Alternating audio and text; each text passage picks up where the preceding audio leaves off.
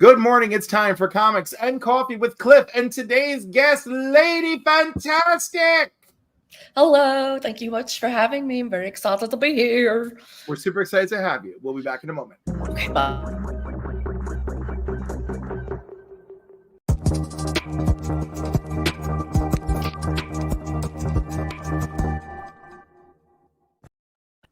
I'm getting so much better at my transitions. I'm so excited. I like it. Time. Oh my God. Good morning to the chat. Christina Payne, Las Cruces, John's Comics for Kids, and Brian LCS. Good morning, master of the CVCA. Good morning, everyone. It's great to be here. It's a lovely Saturday morning here somewhere in New York State and wherever Caroline is. And you're in Tennessee, right? I'm in a state of confusion. Well, aren't we all? Aren't we all? Yeah, I'm in Nashville. They have bumper stickers here, and it says, "I ain't bashful. I'm from Nashville." That is so great. I got to figure out how to visit all my Tennessee friends, except that you're all like 3 to 6 hours apart from each other. And I'm like, what is your state? Canada? We're a parallelogram. So. It's outrageous. I'm like it's just like when I was like, oh, if I go to see this person here in Canada, I'm 6 hours from my family, and my family is 6 hours from Comic Vet. So I was like, all right, I guess it's separate trips to Canada. Yeah. Hey, yo, it's Nikki. Oh, Nick, good morning. Nikki 9-5, more dead than alive. Oh, Eddie from the Batcave. Good morning, Eddie. Buenvenido. Hello, the original Phil's Treehouse. The Squirrel Monger. Phil. Joe of Anachronic Comics. Good morning. So good to have all of you here. It's such a great day. I love it. I love it. So this is the time of the show where I just like to, instead of just saying, give me your comic book origin, I just like to probe you with questions. So what's the first like memorable comic? What was like this comic where you're like, oh my God, I got to read comic books now? Like, what was the comic? Wolverine 97. Wolverine 97 of all books. I just remember it being the very first. So I guess I had dabbled before, but that was the one that solidified me into like, these are the stories. So I would read like Avengers as a young kid. Like that's how the first things that I got my hands on, and it was fun and it was new. So maybe that, but for me, when I locked in, like I need to get each and every issue and I need to know what happens. I got Wolverine 97. He fought Cyber. Cyber broke his claws because he had wooden claws because it was post-Magneto removing the adamantium. And I saw Wolverine on his knees holding his hand with blood falling down and the broken claws. And I was just like, this is theater. This is high drama. I need to know more. It got me. It got me, the cover. The most important thing about that book to me is Jean Grey was there too. You know it. She's always there for her boo. Even though she can't commit and she likes douches, but whatever, Cyclops. You know what? I feel bad because Cyclops has other good redeeming qualities, but the entire Cyclops Madeline Pryor saga, he is the ultimate in douchebaggery. And I wonder, did the writers know just how far down the douchebag rabbit hole they were taking him? Or they were like, oh, we just have to spread issues. We just have to spread it out, you know? What to dilute the fact that he just completely was like, Jean who? Jean what? Yeah. No, he was like, Madeline who? Madeline what? It's right. Like, I'm sorry, oh, baby, what? No, I'm with Jean. She's back from the dead, you know? It's strange. It's very unusual. I kind of love it, but it's very unusual. It was drama. He was a douchebag. But every time Madeline's a villain, I'm rooting for her. I'm like, you took her kid and you raised him without her. What are you doing? And why do you think she's so fucked up and keeps coming for you? I was gonna say, X-Men 97 did it so good. Oh, yeah. I think good. You know what? I have a 96 right on me. But you're talking about the fucking issue. Yeah, the book. I mean, the comic says. I mean, oh my god, the cartoon. The like cartoon, Dark Phoenix Saga didn't start until like the 120s, 130s. Yeah, exactly. The way X-Men 97. Yes. God. Yeah, that was it. Made Cyclops a little bit less of a douche, but they still fucked up by having him. I won't abandon my son, but I can't be part of this decision. Let me walk out of the room. I'm like, Scott, no. And also, not to go like on a tangent, but like you said, I want to know what's the deal with the director of X-Men 97. This is too sketch for me, and he needs to be back. What's going on? Okay, so allegedly, they were like, we're going to be really hush-hush about the sexual harassment stuff, and you just don't go crazy posting things about X-Men. Allegedly. Right? But no, they sent him the kill notice the minute he posts that picture of him as Bikini Cyclops that a fan drew, right? But if the situation is so sketch, why did they invite him to D23 this year, months after they let him go? Do you think that I trust Disney, the corporate power in this scenario? And the way people are empathizing with Disney, like Disney gives a fuck about somebody and it's not about the bottom line? Listen, if he turns out to be a garbage person, I'm going to be really disappointed. But no, I don't side on the side of the rich and the powerful, left and right. And I don't know how people... I just take their word for it. I don't got to take your word for shit. I was like, let me tell you something that we need to remember about history. It is written by the winners, but that doesn't make them innocent. Exactly. So that's my stand. And people are like, oh my God, Cliff, but what if he turns out to be a monster? I was like, well, shit. But we don't have any proof of that yet. Yeah, we have no proof. What happened to our system of innocent until proven guilty? And guess what? My ass will sleep just fine at night because I stood by what I thought was right, and then I turned out to be wrong. And I'm an adult, and I can be like, oh, well, I was wrong. And then move on. But anyways, and then move on. I was going to say something, but I'm not. Yo, I'm a bad person right now because it is September 21st, and I have to mail artwork to Rob, and I'm mailing it now, and it's got to be there by the 23rd. It ain't going to be there by the 23rd. He's going to hate us. So much hate. I'm doing the same. I don't care.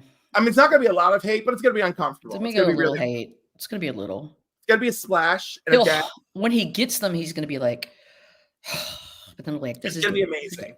I'm going to throw a little something extra in there just to spice it up. Okay. I'll throw something fun in. Okay. That might be helpful. I don't know what I'm going to throw in, but I'm like, I'll find something. What about a Bussy Buster? Buster. You know what? I can't just go dishing out Bussy Busters left and right. I just can't have that. I work too hard for Bussy. I work too hard for Bussy. All right. But maybe a nut buster. Maybe a nut buster. I'll throw in a nut buster. All right. All right.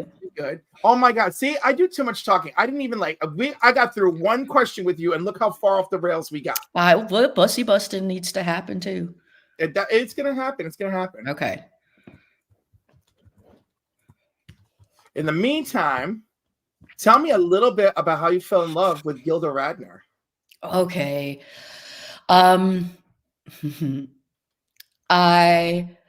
Well, first of all, so I did love seeing her in things like Saturday Night Live, like the reruns, but I saw her Broadway or, special called Gilda Live.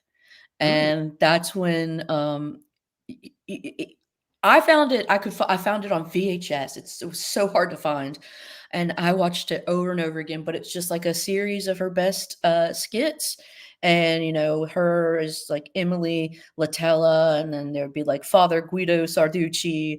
And her comedy was physical, witty. She was just a force of nature. And how I loved her and how somebody's funny is when they're all in a skit together and none of them can keep character because they're laughing so hard at Gilda. Yeah. Oh, Todd, Lisa, Todd and Lisa. Yeah. That was Bill Murray and Gilda Radner, you know, that, and, you know, they dated for a while. And I think for a while she actually dated the guitarist G.E. Smith or somebody from the Saturday Night Live band. So, you know, it's just interesting. And then finally she found Gene Wilder, and it was just this beautiful relationship. And, you know, she went through a lot. She ended up getting, you know, ovarian cancer and really had a tough time. And still, she published a book called It's Always Something. And it was about her life and the struggles she had to go through as a cancer patient. And she's just such a strong character. She always maintained positivity. She started the Gilda's Club, you know, for women who are suffering from ovarian cancer. It's just, I just love her. And I loved what she represented. She brought light, laughter, passion to the world while she was here. And she left it a little better place. And that's why I love her.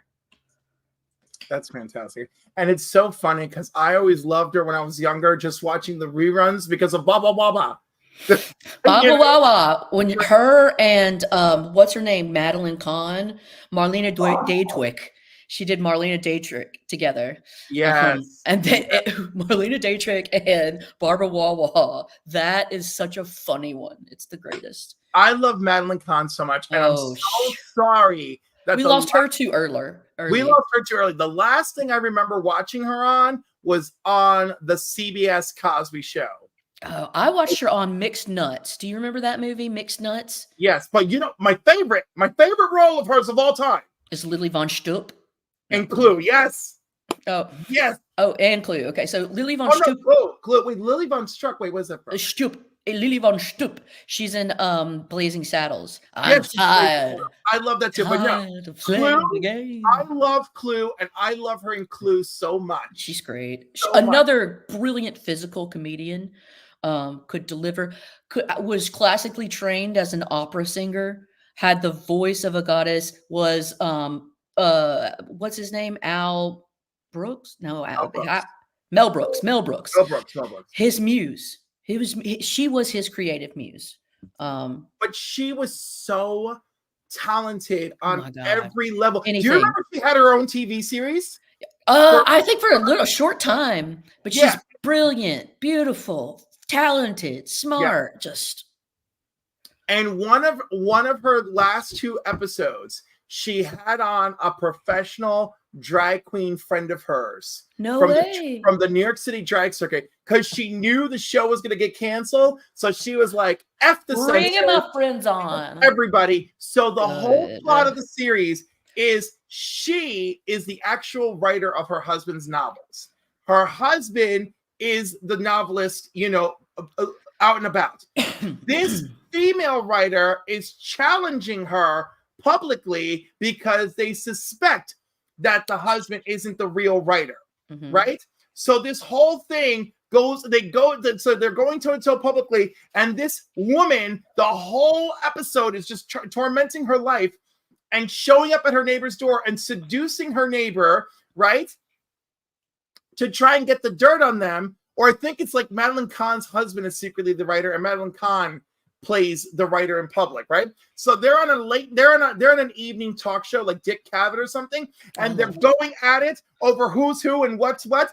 And they get into an argument, and she ends up ripping the guy's wig off, exposing him to be a male all this time, posing as a female writer. And so, of course, that's the victory of the episode. But the shock for the audience, especially when this woman had already seduced her neighbor, fantastic. And it's so funny because it's like, I barely remember she had a show, but I remember that damn episode when I was a kid. That's great, dude. So great. Love Madeline Kahn. Have you seen Paris is Burning? That is just an epic. But you know what? It's so funny because Paris is Burning, especially with this younger generation, is more divisive than I could have ever imagined. Why? Because if you think about it, it's a very sad story.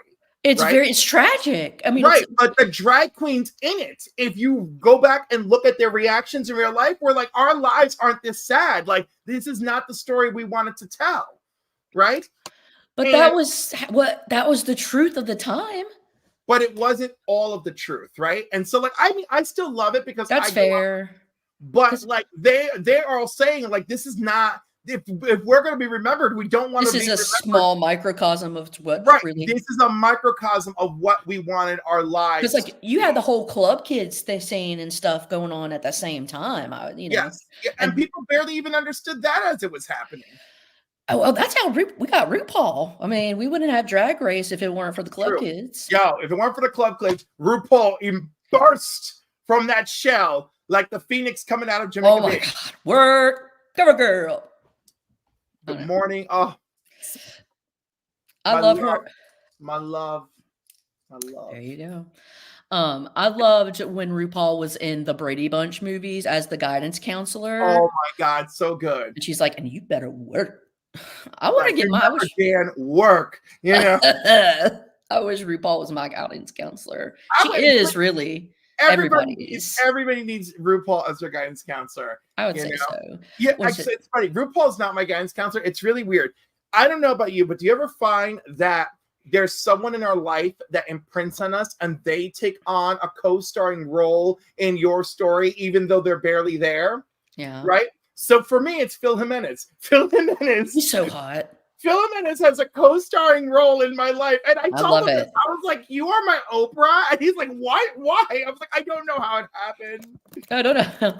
It's very confusing for me. Scotty's monetized, baby. Yay. Go over there and buy a super chat. That's right. You know, go support our man. Mm-hmm. Go get it. And go watch his videos. He's like 300 away or 700 away from 4,000. Phil Jimenez. You don't know who that is? He did the art for the Amazon. New X-Men. Eisner award-winning. Historia, Amazon history. You know, nothing. He's just but not a big deal. Maybe you remember his work on Infinite Crisis. That's Phil Jimenez. His epic run on Wonder Woman, that there is an omnibus of Phil Jimenez Wonder Woman omnibus. I need a drink. He's a snack too. I mean, he keeps it right and tight. For the fellas. Good morning, Durs. Much love. What up, Durs? Much love to you, baby. Much love to you. But yeah. Hugs and love all your way. So yeah, I mean, and you know who's another good one? So we've mentioned Gilda and we've mentioned Madeline. Terry Garr doesn't get enough praise. Oh, Terry Garr does not. She's a funny one. No. Young Frankenstein, she was pretty damn funny. She was great. And Cloris Leachman. Oh my God, Cloris Leachman, goddess. Ovaltine? Yeah, I love Cloris Leachman's role in The Last Picture Show. Oh my God, it is crazy. I love it. But small town desperation, eat your heart out. Absolutely. You know what's funny? Like Terry Garr didn't get enough good roles. She is overshadowed in Mr. Mom, you know? And what's the one is Mom and Dad take over the universe or galaxy? It's like her and John Lovitz, I think. They're in a movie. What is that? I'm trying to remember. Terry Garr, John Lovitz. I know she's in Mom and Dad Save the World. Oh, Mom and Dad Save the World. I barely remember that. You know what one she's in? She's in one with Raul Julia. It's called One from the Heart. He's so good, too. And it's a musical romance. And Lainey Kazan is in it, too. Rebecca De Mornay is in it. I mean, that movie is wild. Just wild. Okay, it's like who the hell asked them to make this, you know? And yet they did. I love Terry Garr in Tootsie. I thought she did great in Tootsie. She was. Tootsie was great. I loved it. Dustin Hoffman, with all of the issues that he presents because of the things that we know him, besides all of that shit, just that performance, loved it. Yo, I love me some Dustin Hoffman, and I am so sad that it's like, oh, by the way, he's this horrific sexual. I know, and you're just like, well, that's disappointing. I can't listen. I'm still reeling over the accusations on Neil Gaiman. What? Tell me about that, because I don't know. Well, it was two women from a specific period of time. And you know, when it's one woman, I go, it's two, but from a specific series of spirits, a specific time frame, and I go, maybe. And he's like, no, I'm going to defend myself. But then 5 more women showed up. And then I'm like, Neil, you were supposed to be the best of us, Neil. You were supposed to be And what are they saying? You know, I worked for him. He took advantage of it. He constantly sexually assaulted me, thought he could have his way with me whenever he wanted. All the shit that you hate to hear, and it just makes you sad. Yeah, okay. You know. Well, time to get surrounded by millions of comics. You go, warehouse lad. You go. Dang, Durs, get me something cool, bruh. No, I wish you all the luck. I hope you find the coolest secret treasures. He already has.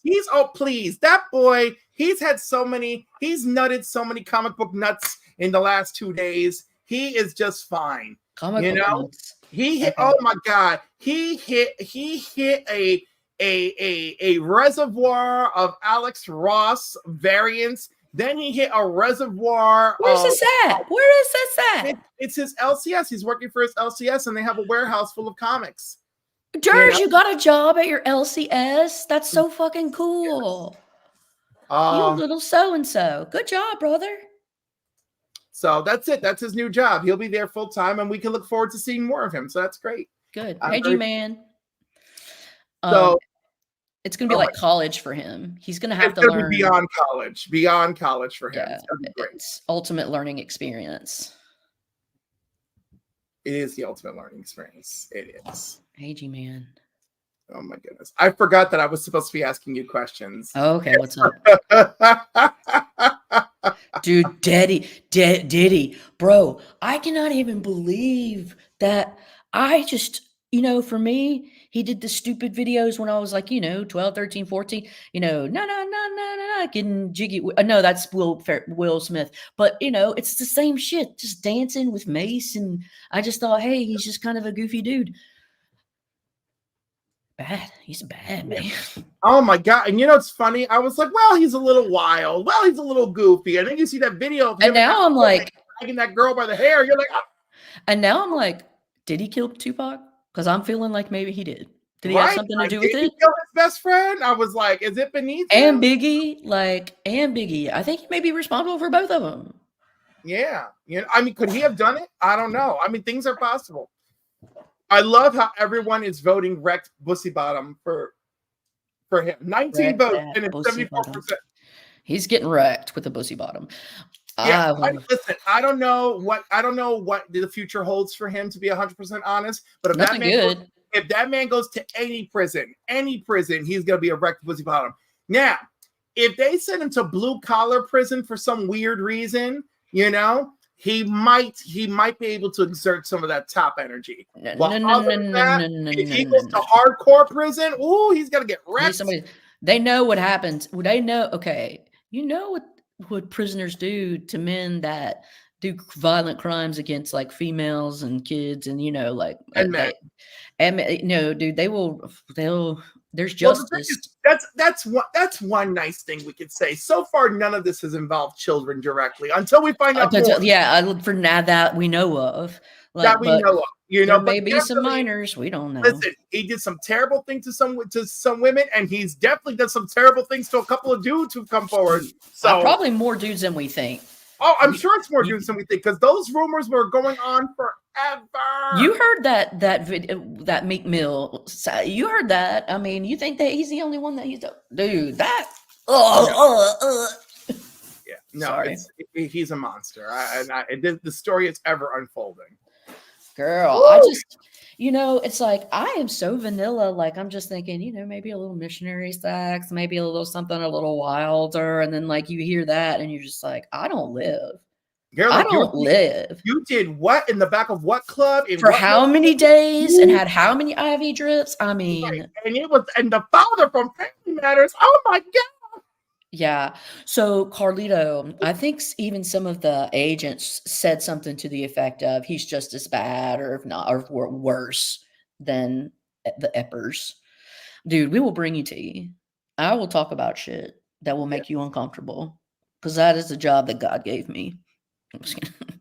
It is, but I just feel like I just felt like we couldn't let the public down all week. I've been like, Lady F and I will talk. We will talk. Will Girl. he be? But he's gonna be a Jack Bottom. That's all I can say.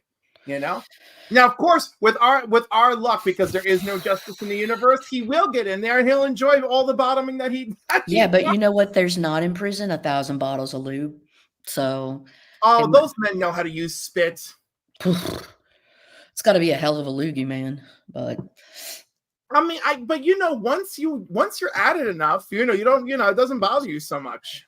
It does grow back though. Oh, if there was, okay, my top book in my entire collection, it's going to be my X-Men 14. It's got to be. That's the most important. My friend Unruly Simeon gave it to me, and it's the first Sentinels.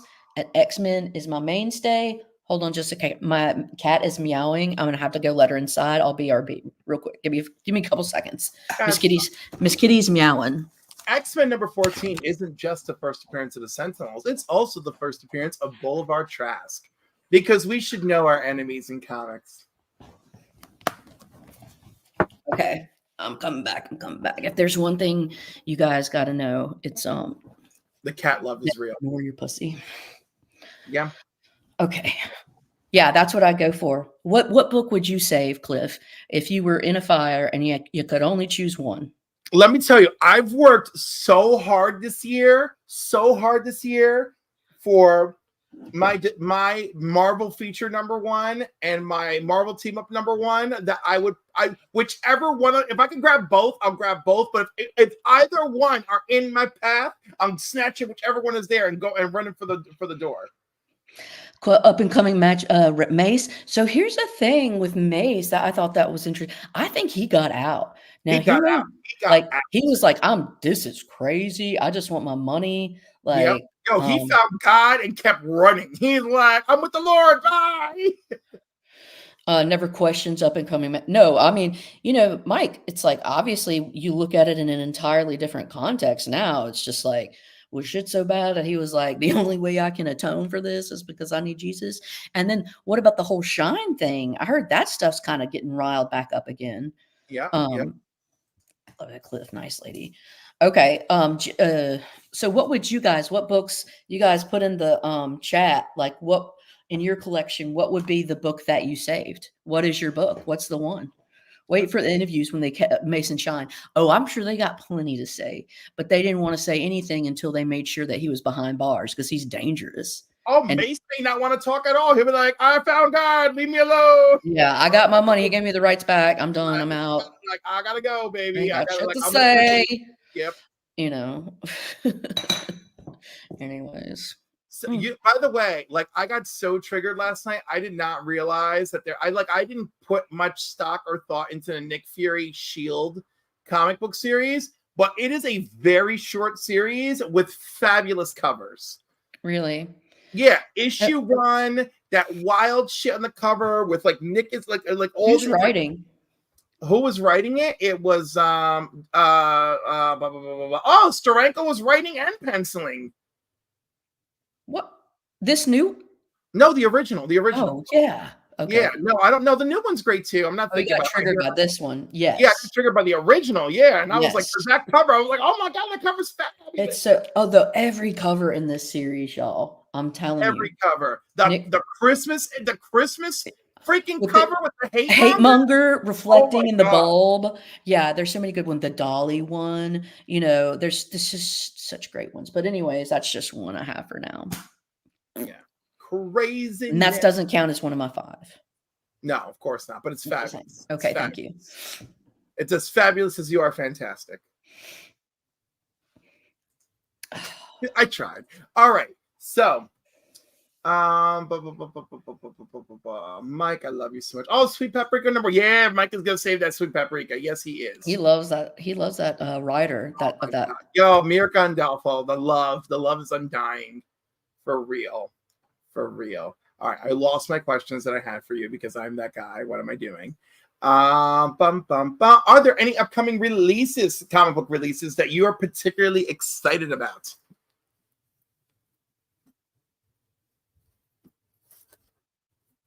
Okay, that was a harder question than I thought.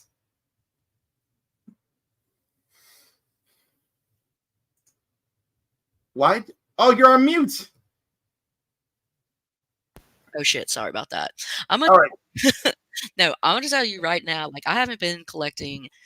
I've not been focusing on my new shit. I said Santos Sisters is really the only thing that I'm following now, and I'm mostly focusing on um, cultivating my collection of back end issues or back bin issues and getting the things that really matter to me that have come out already. And it's mostly shit that came out before I was born. So, yeah, that's how I'm collecting. I'm collecting things either that came out. So, this is 90s stuff, but like this, for instance, I'm collecting, Sorcerer Supreme Volume 1, and it started from the late 80s, early 90s. But a lot of things, yeah, I'm just focusing on older stuff because the new stuff isn't doing it for me. That's not the No. way. I don't want it. I want Bernie Wrightson. I want Jerry Conway. I want Roy Thomas. I want Neil Adams. Well, I want to be fair to some of the new stuff. Like, You're right. Jeff Johns is doing an amazing job with the whole Ghost Machine thing. Okay, I have that. I haven't read it. I Yeah, bought. definitely give that a read because like the things are happening. But a really simple book by Tom King of all, that's I really love Tom King. Jenny Sparks. Okay, I'll Jenny read it. I'll get it. And it's Black Label. It's not directly in continuity. I'll get it. And of So, course, you do wonder why is Jenny Sparks alive in the 21st century? Ooh, so like that's a whole thing. I love Tom King, and Yeah. I've read his Mr. Miracle, and I've also read his Vision. So there's stuff I dig his style. I dig a lot of his things, and I don't care how much anyone, including Mark, tries to defend it. I cannot with Heroes in Crisis. I So cannot. exactly, Comiverse. I am just not interested in giving my hard-earned money for books that are new that I can't bank on my enjoying them. But what I can do is put my hard-earned money towards series that I've always loved as a kid. I've always wanted certain books as a kid. Exactly that. I want to buy that from. I want that Marvel feature one. I've got one. It's only like a 2.5. So it's like Cliff, who inadvertently bought two, now needs to get rid of one. And I'm like, bro, call me. Like, these are the things that I want in my collection. I don't care about the new shit coming out. Because if I do want to care about it, I'll get the trade and read it. I'll read it online. I can access it. But I want my old shit that made me love it. I love the history. Yeah. It's funny, but like there's so many things. Also, another thing I'm really enjoying, that whole Radiant Zero supermassive universe. It had delays, which Is that slowly. DC? No, it's independent. It's Image. Image? Okay, Radiant Yeah. Zero. So I just don't really do indie unless it's like goofy. I mean, Santos Sisters is indie. I don't really do a whole lot of Image, I guess I should say. That may be the case. Everything I'm mentioning is Image, but like the thing is like they're like, even though Radiant Black and the other supermassive titles have like been have been rocky because like trying to keep shit on track and everything, but See, like it's good. Mike Mike and I are different. So Mike is really, really into discovering new independent writers. He's always looking for a cool story out there. And tell me if I'm wrong, Mike, and this is if I perceive things incorrectly. I mean, he does go into the older literature, but he's much more open to trying to get new stories read. Whereas I am very traditionalist. I'm sitting here telling Mike, hey, let's go deeper and deeper into Tolkien because there's so much. There's so much depth and breadth and continue. I like studying the things, whatever, dude. I still like. There's so much I don't know about things like Defenders or Doctor Strange or the Black Knight or Chambers. Any of these things, I want to know more about that. I just don't. We only have so much bandwidth. Okay, if my head's a USB drive, I'm saying I choose to take up gigabyte space with old comic information as opposed to newer, or I'm devoting less space to the newer stuff. And that's purely a individual choice. It doesn't mean it's good or bad. It could be terrible, but that's just how I'm choosing to devote my efforts in terms of collecting. Yeah. Listen, I'm with you, but Kyle Higgins is behind this Radiant Black Supernova stuff, and I've heard he, good things about the yeah, Radiant Black. I gotta tell you, like, jump on board. He wrote Nightwing from 2011 to 2014. You know, he wrote Deathstroke from 2011 to 2012. Like, he has got the backbone. Mhm. You know, um, And like I definitely read modern and contemporary, but it's more of like books and not necessarily the comics. I mean, there are exceptions. I've read the entire Doberman, or sorry, not Doberman, but he did the art, but yeah, Jason Aaron's Thors, yep, loved it. You know, God of Thunder, Unworthy Thor, all of the Mighty Thor with the Jane Foster stuff, Jane Foster Thor, loved all of it. And you know, so there are exceptions, and just like I said, I read Vision, or I read, you know, there's things that I'll read. It's just not my main bread and butter. My main bread and butter is discovering stuff. Like there's so much to DC, old DC that I don't know, and so you know, I like learning about the past. But that's me. Like I said, everybody's got their own way of listen, learning or accumulating. I am not going to lay off hammering Radiant Black. The first audiobook for Radiant Black is coming out, and Oh, that might and be it's fun. and it's featuring Ryder Strong and Will Friedle in the main roles. And of course, we know them from Boy Meets World. Rider Strong. Yep. There be not so good and bad, but there aren't sort. So no, that's true, Mike. It's just how do we use our discretion and our money wisely? And Yes. so it's almost like I have to kind of wait for the wheat to rise, for the chaff to separate from the wheat, because they're I can't just buy them all and only a couple of them be good.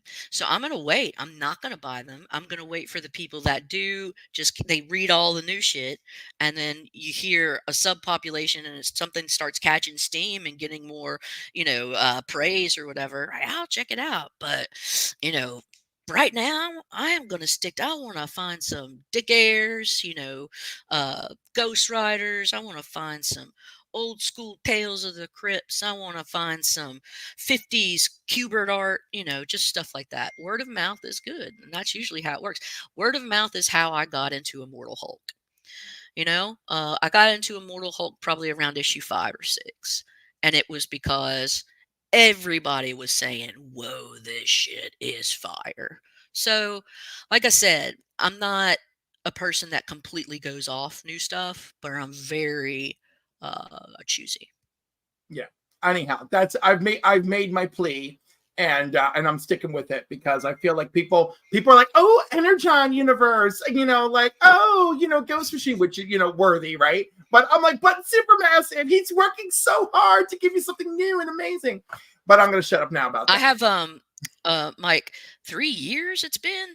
I've read Geiger. Is that part of Ghost Machine? And I've read the first issue of Rook. And that's it. Rook is so good. Did Rook not pull you in? I guess not. I guess not. You know which one I want you to give a try? He-Man wants to be a mod. I'll take care of him. Do you know which one I think I really want you to try? I really want you to try Redcoat. Okay. Because Redcoat is about an immortal who never learns a goddamn thing. That sounds Right? like most people. Right. And so like, and it's great. Yes, because, like, Ginger. yeah. So like, I feel that. Like, I get it, right? And a lot of people are like, oh, I don't like him. I'm like, we're not supposed to like him. He doesn't learn shit. That's the whole thing, right? So like, Okay. there That's we go. cool. You know, I just feel like that's up your alley, is what I'm trying to say. yeah, Geiger. So, yes, Ginger. Okay. He meant Geiger. All right. So, when I first started getting Geiger, I didn't realize it was part of the Ghost Machine thing. I thought the Ghost Machine thing came after Geiger. Was kind of what I was under the impression of.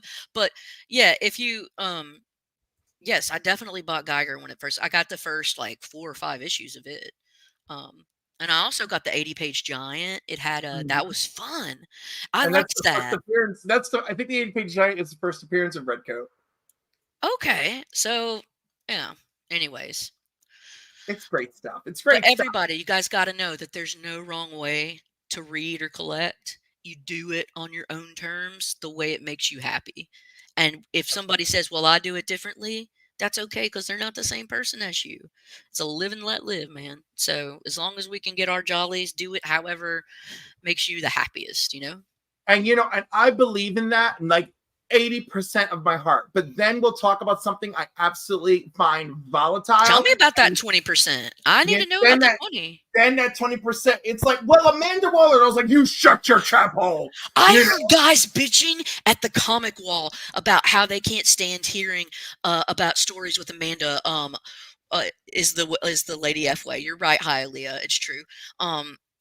They can't stand hearing stories with Amanda Waller anymore. They went too fucking far. It makes no sense. She shouldn't be able to have concocted something so brilliant.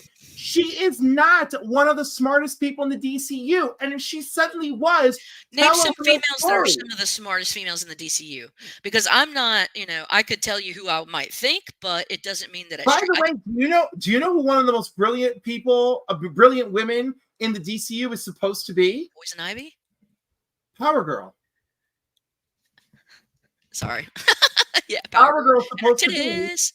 Yeah, Power Girl's supposed to be one of the most brilliant people in the DC universe. Like she had a tech company as Karen Starr in multiple iterations. She left her tech company to Power Girl #2, who got lost in the void with her, and we've never heard of since. And they dropped the ball on that left and right, and it drives me absolutely crazy. But Amanda Waller, who again should be a brilliant strategist, suddenly her brilliant stratagem is so great that she took over the husk of Brainiac Queen, and she's using that and other things that she's achieved to be that. Is she the Huntress? She was Amanda Waller. Yeah, it's just too much. She's the head of the Suicide Squad. And she used I to know have, her. Yeah, okay. She used to have more heart, and all her heart is in the gutter. Like, I don't know what they're doing. She's in every game she plays, she's too reckless. She doesn't learn from her recklessness. She almost unleashed Eclipso on everybody except the Justice League and the Suicide Squad, saved her ass. And again, she keeps doing dangerous shit. And so now that brings us to Absolute Power, which is absolute garbage mass. Mark Waid is a brilliant writer, and he's really trying to tell this story. But Mark Waid on DC? Yeah. Mark Waid, Kingdom Come dude, that guy. Yeah, I just know he's done Marvel pretty well with some of the stories he's done. And he's done DC very well. He's doing amazing stuff on World's Finest. But the thing is, like, Amanda Waller shouldn't be this villain. She shouldn't be this person. She cut off access to magic on Earth, Why would you do that? Right, like I was like, that's not Amanda. If Wotan showed up and Wotan found a way to cut off access on Earth because he wants to be, like, I'm just saying, like, she's not a supernatural villain. She's not one of the top 3 smartest people in, on the planet in the DCU. Like, I was just like, being a master strategist doesn't warrant all this stuff that she's achieving. They're playing her as a master manipulator, but it doesn't. And I tell this to particularly to Mark, is it does not feel earned, like the fact that, like, Trigon's like, you can't threaten me, and then there's something on her desk that's protecting her. I'm like, no, that's not earned. Like, why is that earned? So give me the top 3 in your opinion. I want to know in DC top 3 female strategists in terms of minds who could really do just either be a good leader or really do some damage because they could use their brain power. For strategy, Waller, Barbara Gordon. Okay. Barbara Gordon. And Talia. But she's not the smartest. Waller's just not the smartest. Right. They're not super brilliant, but they're tacticians. They're tacticians. Okay. Now, Barbara has an edge. Barbara is brilliant and a tactician. Saturn Girl. Saturn Girl is brilliant, yes. Oh, Dream Girl is brilliant. Dream Girl is brilliant from Legion. I don't know who Dream Girl is. She has the power. Her sister's the White Witch. But in Legion of Superheroes, she dreams and she can see the future, and she's a precog. So even in combat, she moments before you attack her, she knows what you're doing, so she can combat you. So like But short memory Professor X, short-term memory Professor X. Yeah. So if you guys can't tell, I'm a very make mine Marvel, and my knowledge of DC is only skin deep. If I know, but wait, you have no love of Oracle, Barbara Gordon, Batgirl? Girl, I haven't read it. Oh, you need it. You need like it. Gail Simone or like absolutely. Birds of Prey. I heard it's so good. Every DC book that with Gail Simone's name on it, you need to own it, and it's good. You need to own it, and you need to live it. Okay. I need you to read everyone's ricocheting, bisexual, heavy combat thing that this woman has ever written. You need it all. Okay. She was on in her chat one time. Gail Simone came by our chat. And she was really nice, actually. Which chat did she come by? It was me when me and Rob Worst had a show. It was called it was Wednesdays. I don't know. We would do a show on Wednesdays and just go over comics and try to have guests and stuff. And she would stop by. There's a few times that she came by in our chat and just say hey, because one of the people that were in our little group that we did this with would correspond with her quite a bit through like Twitter or social media. And so she came by and just, yeah. That's amazing. These people are not, they're just a message away, and they come. Listen, I've tried. There's a few people I've hammered away. I'm like, please come on my show. Please, let's do nice things together, and I get nothing. I don't know. I just keep going. I just keep trucking, and it's gonna happen. It's gonna happen. Listen, I have no room to complain. I'm booked to October 26th. And there's all sorts of people I want to have on here, but also I want to like open it to people you don't normally see me chatting with. So I'm trying to juggle it all. I'm considering making November council month. I'm not sure where each of my guests is a member of the council. I think she may be one. I think she may be Fable. She is writing X-Men right now. Yeah, Mike. Some are like that. Some are not. But anyhow, she is lovely. I've met her a few times. Her husband is wonderful. I just think they're great. There's a lot, and on Roscoe's drawing show, what is that called? I can't. Between the Lines with Roscoe. Between the Lines. They had David Nakayama on, and they were just like, dude, just send your artwork. It doesn't even matter if you had, if you didn't draw it tonight, you can just send something or whatever. And so like I had drawn like my idea of what I thought like Valkyrie was from the Defenders, Barbara Norris Valkyrie, and sent it in or whatever. No, it wasn't that. It was my Squirrel Girl. But the Barbara Norris one, I did send it in as a picture. This one I sent in, it was a Squirrel Girl. And David Nakayama saw it and said the shading was good. And I was like, okay, I can die now. Yeah, right? You're like, something mildly nice about something that I did. I can die. I was like, fuck yeah. But just little things like that, little interactions mean so much, I think, to the fans. Absolutely. Absolutely. It's always true. I mean, my heart melts every time I meet creators. I thought it was great. When I saw Jose Garcia Lopez at Terrificon this year, and he was signing my Dead Man's, and he opened issue 1 to look at it, and he looked at the double page spread of issue 1. He goes, "Wow, I was crazy." I was like, "No, you were brilliant, brilliant." Yeah, we love Roscoe. Roscoe's amazing. He's a good guy. He's just he's just a kind little nugget. But I want to show you some books. I know you do, but first, oh my God, we got so much to do. First, we're going to get through. What am I doing? I'm going to make this one easy.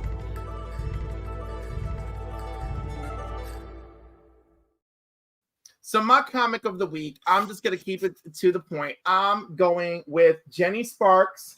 You don't have to pick up any other books. It's Black Label. It's an own continuity. If you like Jenny and the Authority from back in the day, even if you don't, you just want some good Tom King writing without any major editorial interference, this is the book. All right. Batman, it's in issue 1, we find that Batman is using Jenny to be a cleanup person, right? Where once one of the heroes goes off the deep end, Jenny goes in to clean up house, right? So she mentions the doll man incident and how he went through her ear, but she took care of that. And then quickly we discovered that the threat at the moment is Captain Atom. Captain Atom has lost his shit, and Jenny's trying to take care of it. He houses her in the first issue, and she comes right back. There's allusions to the authority and what they may or may not be up to and how Jenny's going to handle this. And of course, now Superman in this issue comes and challenges Jenny's expertise in taking care of these situations. It's a great read. I'm really enjoying it. Highly recommend, and you don't need to read any other shit to enjoy it. So that is my book of the week. Steve. Oh my God, there's so many comments. Oh, there's AR. Good morning. There we go. Oh, what's up? I want to show a new book that I think everybody should get. Santos Sisters #7. Came out just a couple look at that ago. classic Archie style cover. And I met the artist, and he signed my book, Greg and Fake. And I have a little bit of influence here. I have an ad in this book. Ooh. So Santos Sisters, signed by the author, and got a little paid ad here. I'm witnessing in-stage capitalism, and all I got was this crummy ad space. Did they love it? Did they absolutely love it? I came up to his table, and he said, "You're Lady Fantastic, aren't you?" I said, "How'd you know?" And he's like, "Well, you said you'd be here on Instagram." And I was like, "You're right." And he's like, "And who else is gonna write? Who else is gonna write to me about end-stage capitalism?" I thought it was funny. So, anyways, yeah, it just came out a week or 2 ago. Yeah, the Santos Sisters, bro, they're so cool. They're so cool. They are so cool. They Floating World Comics. Go to Floating World Comics online. They've got the issues available. I think they're $5 an issue, so you can be able to get that if you are afraid you can't access. So there you go, Floating World Comics. Love it. Yeah, love it. All right, so I guess we're speeding right into.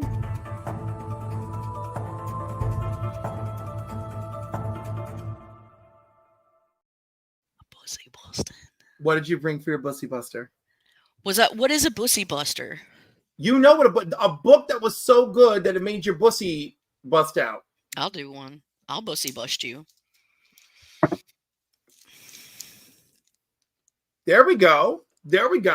X-Men 96. Here's the thing, guys.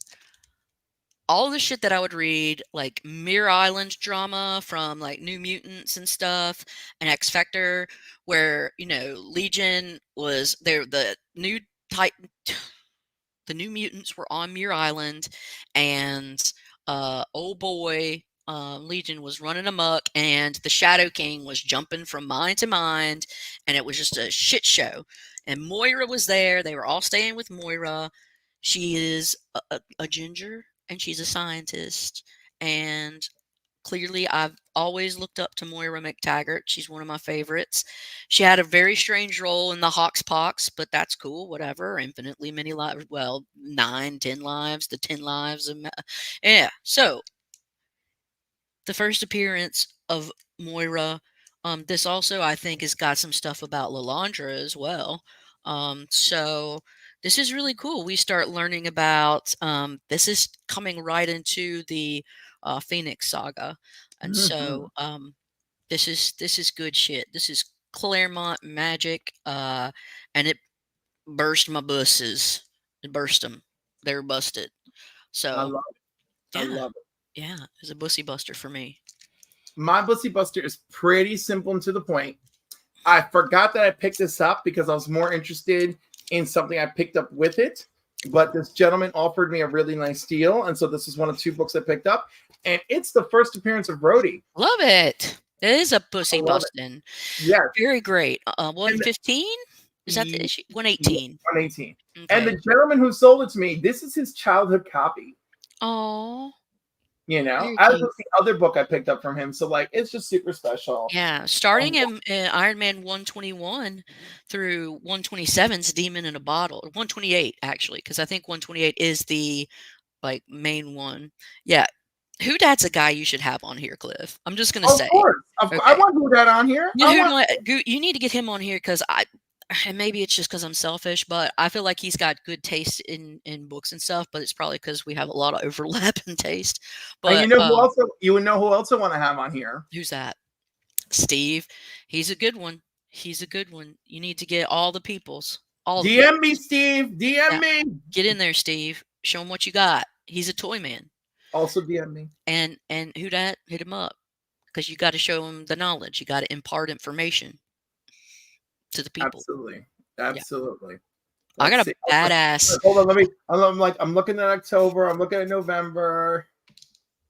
There are 5 Saturdays in November. We can make this happen. Fellas, get in. I'm recommending. Yes. All right. All right. With that, we're now moving on to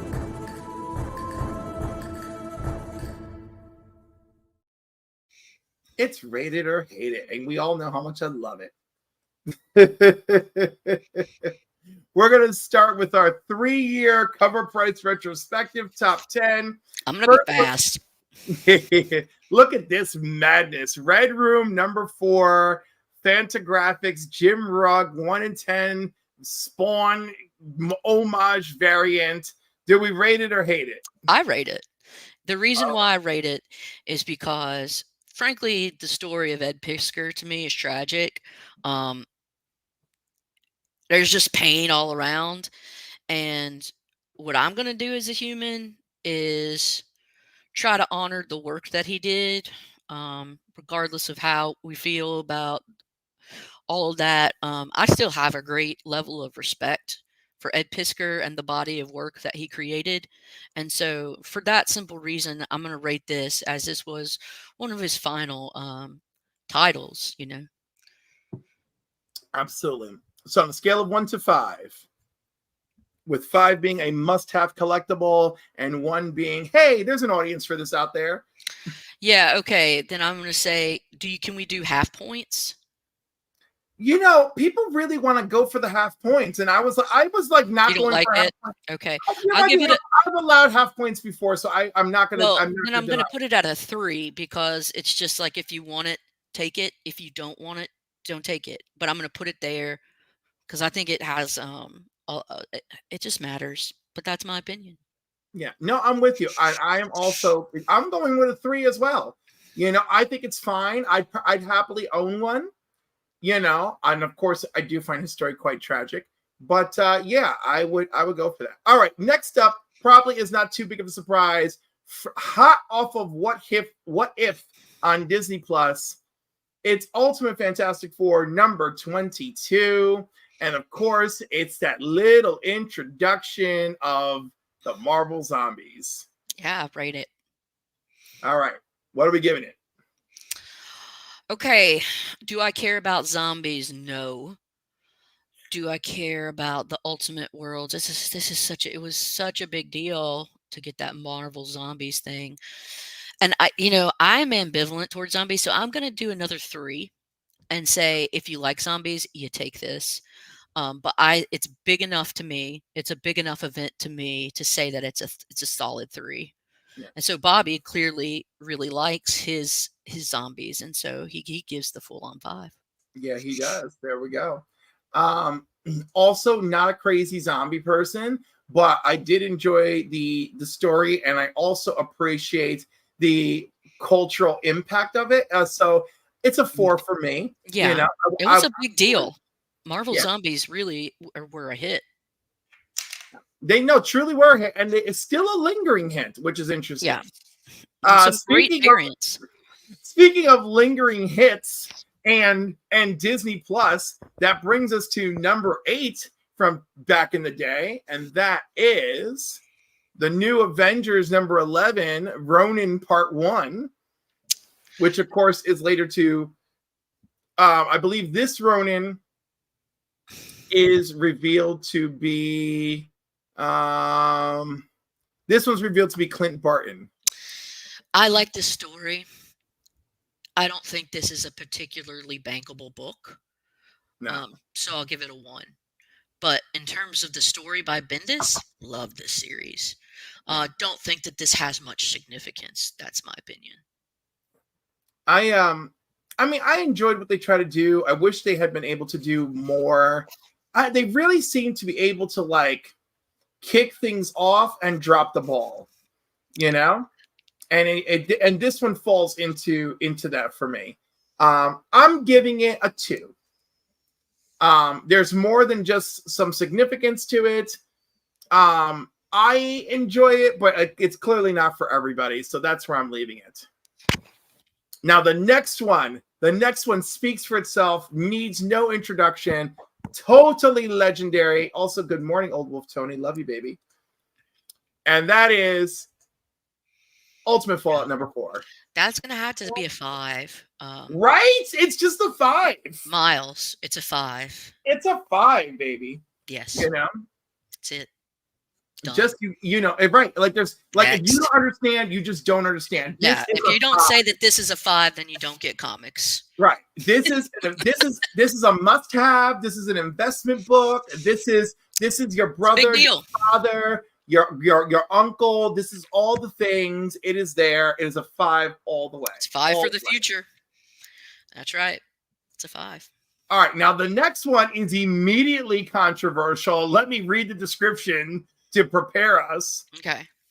Following up on the series Black, White drops us into a world that had 3 years to deal with the revelation that only Black people have superpowers. In the meantime, the United States has responded by electing Theodore Mann to presidency. Thanks to some positive buzz and a small print run, this book has become one to hunt down for years. So, rate it or hate it, it is White. If you would have said Bitter Root, that's one thing. But White, I just don't know about it. So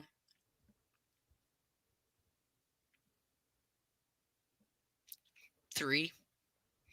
But that's honestly, I kind of should abstain from rating. Like I can't say that I hate it. Yeah, but you don't know it. Nah.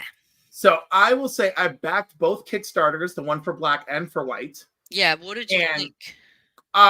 They were in depth. I heard Black was better. Black was way better. White was not that great. White has something to say, but it does not have the impact that Black does. And that's the problem. I mean, I'm just gonna say hate it. Yeah, and I'm gonna leave it with a 2. Okay, there you know. I definitely put it at a 3 or saying I hate it. So yeah. So let's go. Next one, playing off the heat of the upcoming Hawkeye series back 3 years ago. It brings us to a personal favorite of mine, and that's Young Avengers number 1. Yeah, this is like a 4 or 5 to me. And me honestly, too. you know, I'll probably have to say a 5. You know, this is such a big group of young people. To me, I see it as kind of a new GSX sort of thing, an intro to a new team. Yeah. And I am heavily biased, and I'm personally giving it a 5. Objectively, I'm giving it a 4 because you just cannot ignore the Young Avengers. Alan Heinberg, Jim Chung, they did a freaking series here. The art is beautiful. Yeah, the art is beautiful. They came together again for Avengers Children Crusade. Gorgeous. 2 must reads, in my opinion. Yeah. People need to check it out. I'm going to put it at a 5. Yeah, I'm giving it a 5 because there's no excuse not to. All right, next up in 2021, people were really excited about the Eternals movie, bringing us the 1990 very special issue, Black Knight number 1. Oh, maybe you don't hate it. I thought you were going to show the second volume of Eternals. Oh, no.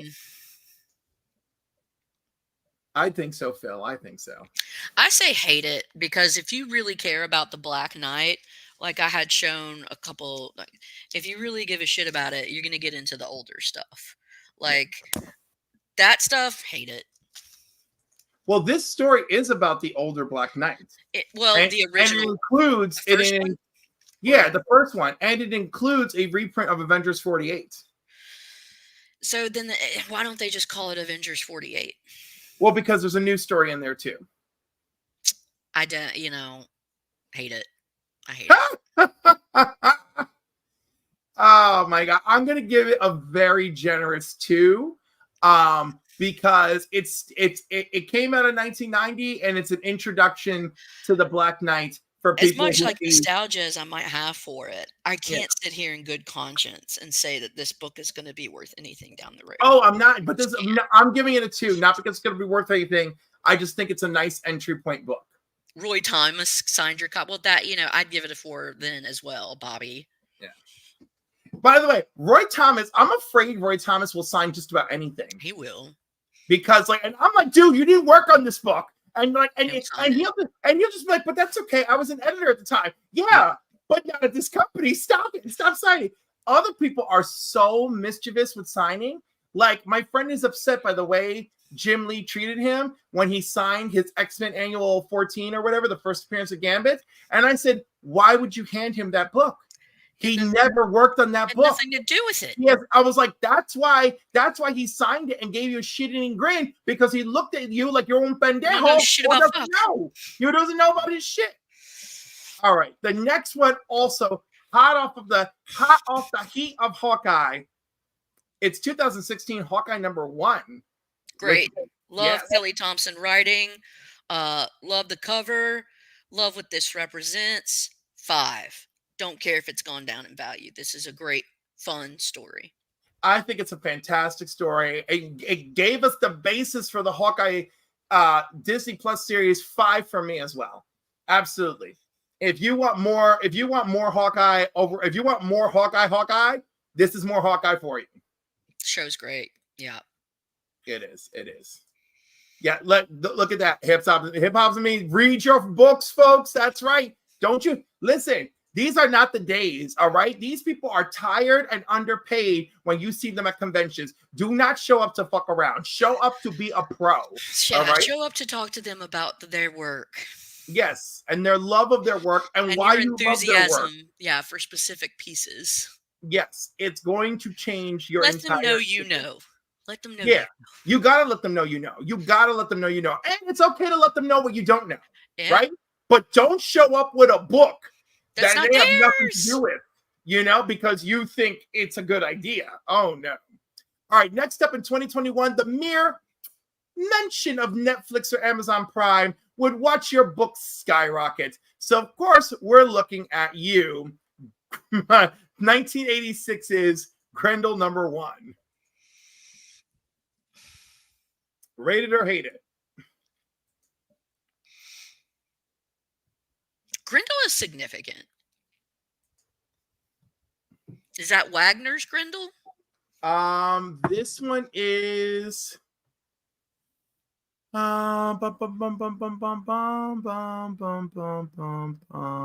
it's telling me absolutely nothing. The nerve. And I feel like all Grendel should be Wagner's Grendel. You know what I mean? Yeah, I don't know if this is Wagner or not, but it is Wagner. It is Wagner. I'll give it a 3 because I just know there's a lot of Grendel fans out there. Yeah. I'm gonna put a 3. Yeah. Okay. I am so ignorant because I was like, Grendel's a woman? In a couple, no, so there's first Grendel's a dude, and then in the next run she's a chick. So the Grendel character changes. Yeah. So but apparently 1986 Grendel is a woman. Like that looks Christine Spar assumes the role of her grandfather, Grendel. Yeah. But the first story is hers apparently. Interesting. There you go. I love that. Anyhow, all right. For cultural significance, even with my ignorance built in, I'm giving it a 3. I'm totally giving it a 3. All right. And the last one is going to be a weird surprise. A highly anticipated variant by Raza. And that's it. It was a popular variant. And it's Iron Man #12. Featuring Miles. I have this book. I love this cover. is it culturally significant? Not in any way. Is it just a badass cover? Yeah. Um, Sadly, like, yeah, if we're Fable, if we're going just on looks, just like that's a 5 cover. Because Yep. most of the time for me, Raza makes bangers. Love Raza art, especially when he's on Miles. Um, and like, oh, that's good for Bruce Lee homage. I guess I can't rate this because I don't feel like it's culturally significant. I But mean, that's maybe okay. you could say it's Cultural Bruce Lee significance homage. only factors in. It doesn't have to be the overall contributor. Okay, if it's not the overall contributor, then I'm going to put it at a 3. I'm also going to go with a 3. And if you're an art collector, I'll go with 4. Like, if you have to have all the Raza covers, then, like, yeah, this is going to be like a 4 or 5, you know? Okay. Well, a So, lot of like, people said this is putting it at a 5 because they think. I mean, yeah, it's true. If it's the homage, to Bruce Lee. So yeah. yeah, I think I'm gonna put it at a 4. there's cultural value in just the art itself, right? And that's why I think we're getting so many 5s, you know? Also, there's something I never thought about with collecting the other day. We have visual learners, audio learners, kinesthetic learners, right? I I never was a thought tutor at Sylvan Learning Center. I never thought about you being a visual learner or an audio learner would affect what kind of comic book reader you are. But I am I'm very kinesthetic and I'm very visual. So me reading a comic with terrible art hurts the story for me. And me reading a comic with terrible writing hurts the story for me. Right? I think both. Yeah. But I'll notice other people who read the book that I hate. The book is visually stunning and they respond really well to the art, and I'm like, but the art has no substance because of the writing. That's the And way so, and yeah. I've noticed other people do not respond that way because the art is speaking to them, and I need both to be speaking to me for me to be Same. invested. It needs to be in simpatico for me. Yeah, Like, like when I saw Jason Aaron's writing for Thor with Esad Ribich's watercolors, I mean, it's just like heaven to me. It's like I could smell Valhalla, you know? It was just great. So, I get it. Because there's other when I in the 90s when they started doing like mid 90s like Age of Apocalypse kind of art, the more cartoonish in like 95ish, they started more like Bagley style or whatever. Like I couldn't stand it, and it cheapened it for me, and so I couldn't get into it. And the thing is, like, I liked Bagley's style. I thought he lent something to Spider-Man, but I didn't feel like it worked for everything he worked on. You I know what I did mean? not like Bagley. Like some people think he's like the next Electric Jesus, and I'm just like, Oh, this is I'm not lazy. that. But he is my Spider-Man. He is my other Spider-Man artist, right? Like growing up, my Spider-Man artists are Ramita, and then McFarlane, and then Bagley. I was not a fan of Larson. Some of my friends were like, "Oh my god, I love Larson." And I was like, I didn't miss it. By the way, as much as I've critiqued Eric Larson's art, I saw him draw a full body Spider-Man for someone at Terrificon, and I turned over to Black Crown and I said, how dare he? How dare he draw the most gorgeous Spider-Man I've ever seen him draw in front of my face just to make me feel like shit. Eric Larson's a lovely person. I just want you to know. Even if I don't always care for his I art. feel like Eric Larson in a lot of ways kept Kirby alive through Savage Dragon. Yes, he did many times. All right, thank you all for.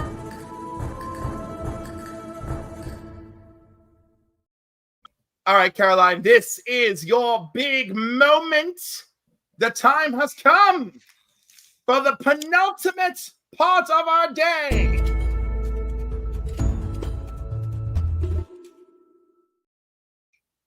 What comics have you chosen to share with us straight from your pleasure center? Okay, starting with the first comic. 1962, written by Stan Lee, and the cover art is by Al Hartley. but we've got Linda Carter, student nurse. And Woo! this is very much kind of a traditional view of a good girl. You've got Patsy and Hetty, you've got Patsy Walker. These sort of books are coming around then that time in the 1960s uh, by Marvel, and to appeal to a female crowd. And following student nurse, you get things like night nurse, and so it's just really cool little story, part of history, and visualizing females and trying to relate to females in generally typical role that you would find them in. So there you go. And now this was originally started in 1946, and this is a different take on females. I haven't read Everlasting, but this issue is the final issue of this run in 1963, and that's issue 65 of the Black Cat. And so this has got Linda Turner. Uh, Linda Turner is, instead of Linda Carter, there's a lot of Lindas, but she assumes the role of Black Cat to solve crimes, mysteries, horrors. And in this book specifically, there is the 18th judo trick, Black Cat's judo tricks. So initially in issue 17, Black Cat's 17th judo trick came out in a little secret. Issue 18, there wasn't one included. And then issue 19 continued and had its little judo trick. In this final issue, you get the 18th judo trick, and then you'll Woo! basically be able to kick anybody's ass. So yeah, I just want to say, this is a kind of a superhero role for women, and this is like more of a traditional role, but we've got superheroes and nurses, right? Okay, so that's cool. Is she public domain or no? No, I don't think she is. Yeah, she's Harvey Comics. So She may be, but I don't think she is. Let me just see. Oh wait, apparently she is She public domain. Black Cat Linda Turner public domain? Maybe. I think she is. Yep. Okay, good. That's cool. Okay. Yeah, maybe Harvey lost the license. Maybe one day I'll be able to do something fun with her. Yes. There. Okay. So, it says Harvey owns the rights. Matt's saying Harvey owns the rights. I'm not sure. I can't. Yeah. Okay. All right. So here's the notes on Linda Turner.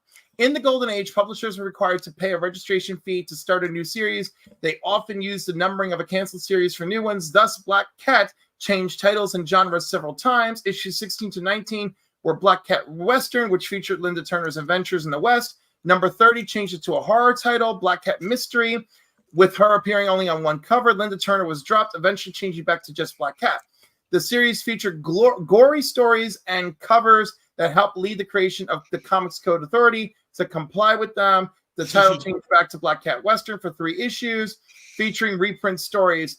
But it's weird because it implies that she is public domain. Yeah. But it doesn't specify. All right. I'll have to look into it more.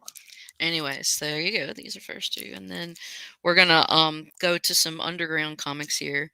And this is 1973 women's comics number 3, written by the lovely Trina Robbins and illustrated by Lee Mars. Trina Robbins first wrote the book "It Ain't Me, Babe," which is an underground book about women's lib. It's pretty popular.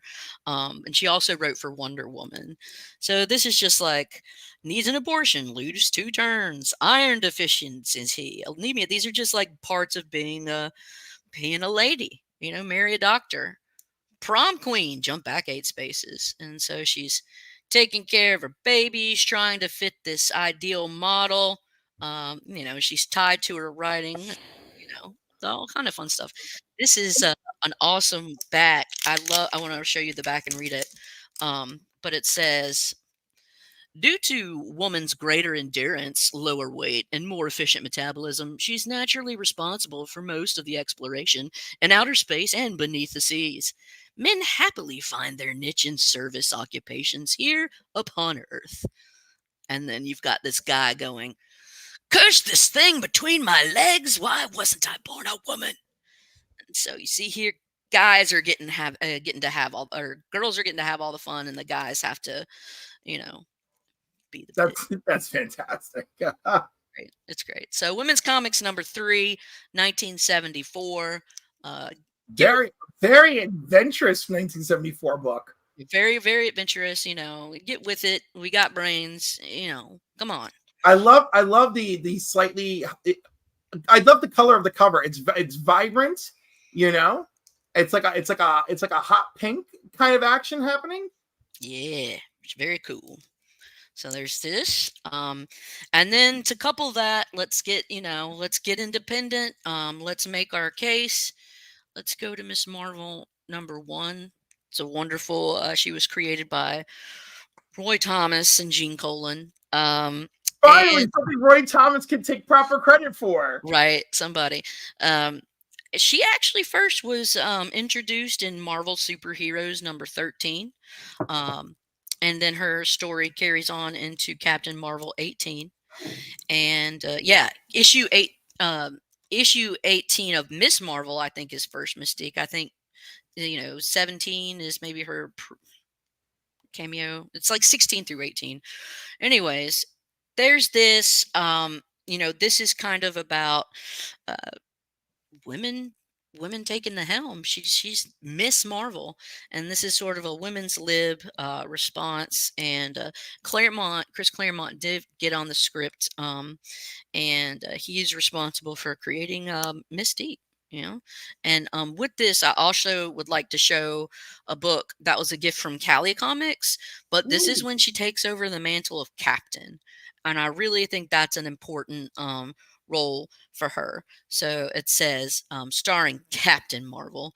So you see this transition where she then assumes the role of Marvel, and that's just a really important, cool thing for me. And I'm showing these because I want to show that, like, dude, chicks are in comics. They love comics. We want to read them. We're just as much part of the culture as anybody else. And so, and I just want to see these, I want to see badass ladies be in books because we need role models too, and like, why can't females be heroes? They are, they are. So there you go. Love this. So thankful that we've got literature like this, because it means a lot to me, and it means a lot to, I think, all women who are fans of this stuff. And then finally,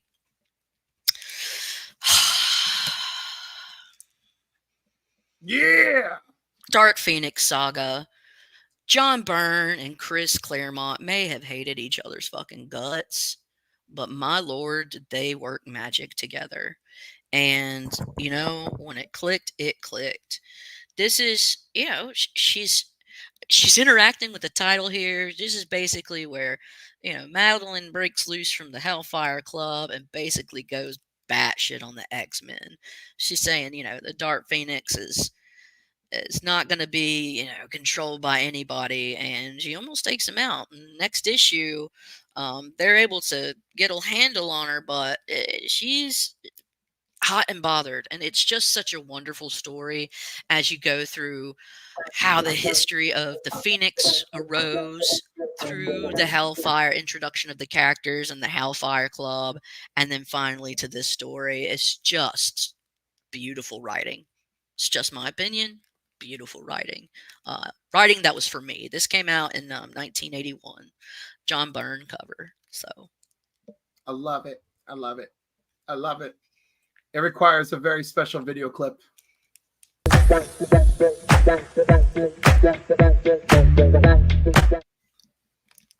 There we go. Thank you. I felt it. I was feeling it. So yeah, those are my books that I chose to bring. I just wanted to showcase that ladies are bad bees too, and just hey, we read. We're readers. Listen, And not we love. only I love my male heroes. I do, and I don't want them to go away, but I don't want females heroes to not exist because they do. And these are just examples through time of some really cool ones. And that's I that. was going to say, let me just tell you, or let me Okay. just share with everyone. This is from my most recent weekly pickup. Okay, Jenny Sparks, Catwoman, Very cool. Wonder Woman, and Dazzler #1. Girl, So work. I'm just saying, Work it. these books have a place. They have an They audience. do. They do. Let it be known. Let them be loved. I And love a man who says he loves Miss Marvel. Love me a man. If you get me a man that says he loves Carol Danvers, I feel like he understands. And I'm just I like, want Carol Danvers to get the love and respect that she deserves. oh my God. And Yeah. Dazzler is a great, I love Dazzler series. I collect Dazzler. I just can't, it hurts my heart when people want to hate. I love I know. I went Dazzler through a before whole thing. Taylor was a fetus. I went through a whole thing this week on why Dazzler deserves her own miniseries.